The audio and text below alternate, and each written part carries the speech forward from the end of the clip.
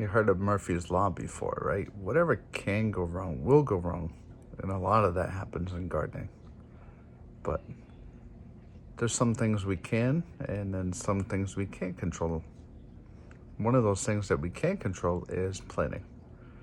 Today I'm going to be going over the Seedtime Planning App, so please stay tuned.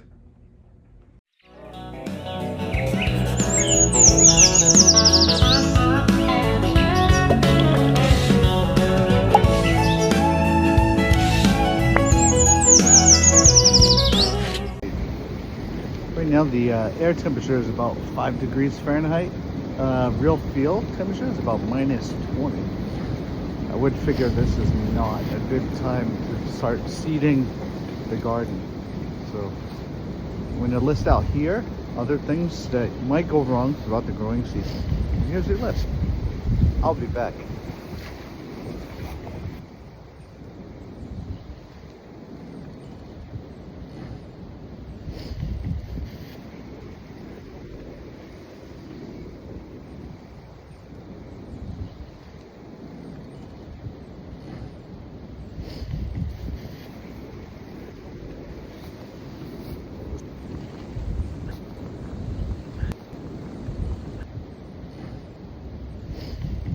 What a list. Wonder where it's going to end.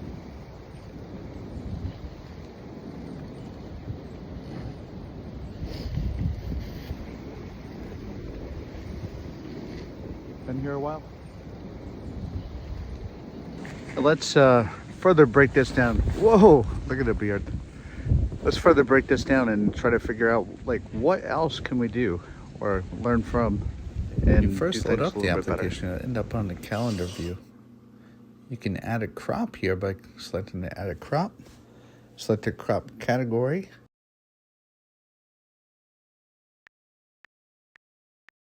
And then the further drop down here for the crop variety.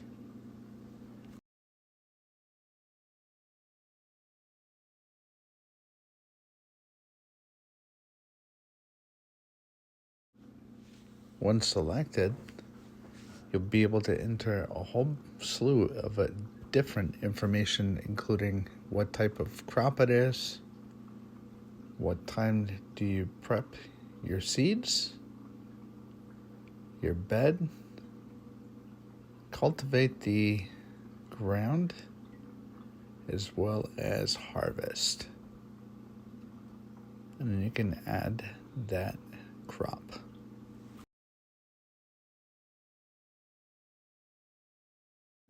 Once this is done, it's added to the list of your crops, and you can add it to the list of when you want plantings or succession cropping or placing in whatever bed you were planning on planting said crop. As you can see here, I have crops ready for succession planting as well as planting throughout the entire season.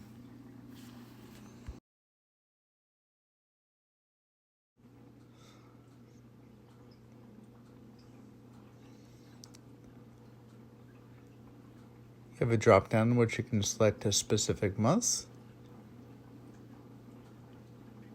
Another drop down, you can select a certain monthly time frame, 12, 18 months, 2 years. Or you can have a drop down here to where then you can do the monthly view. The monthly view has certain tasks that are shown here. As we progress throughout the season, though, you'll see that I've already got scheduled a whole bunch of stuff later on. Here are some additional tasks throughout additional timing of the season. As you can see, there's a lot of stuff to be added in here, so quite a useful tool.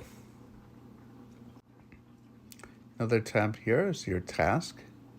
Here you can see I have some outdated ones that I need to accomplish. Looks like I might have made a mistake by adding a timing. I'll have to check that back up later for the flowers there. and I'm a little late in my onions. Another feature that's involved here is a journal, so you have access to. Now, I believe all of these features are covered in the free version. However, the planner here is not. The planner is set up to where I have a layout of my very small garden, and with timings, you're able to see and how it's going to be planned out through the entire season based off of the My Plants, your calendar, placement into each of the beds. We'll show you what it looks like throughout the season so you can better plan for succession as well as maximizing your space within the garden throughout the season. I think I'm going to find this very useful throughout the season. Be able to utilize this as well as the planning calendar and the task involved. Now, other features involved with the planner here is you're able to see what are the compatible plants for the planted plant that you have.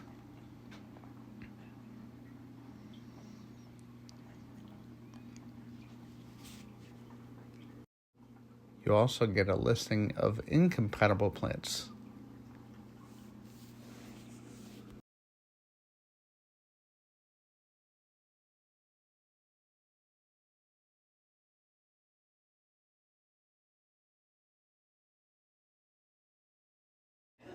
I'm using the square foot method, so one other thing that you're able to do is you'll be able to check plant information, which will give you your spacing for that type of method. This type of information would have been set up when you set up your initial crop in the plant listing.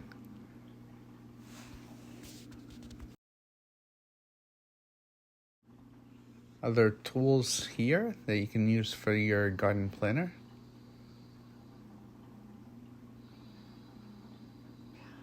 They're all listed right here. And the tool is pretty simple to use.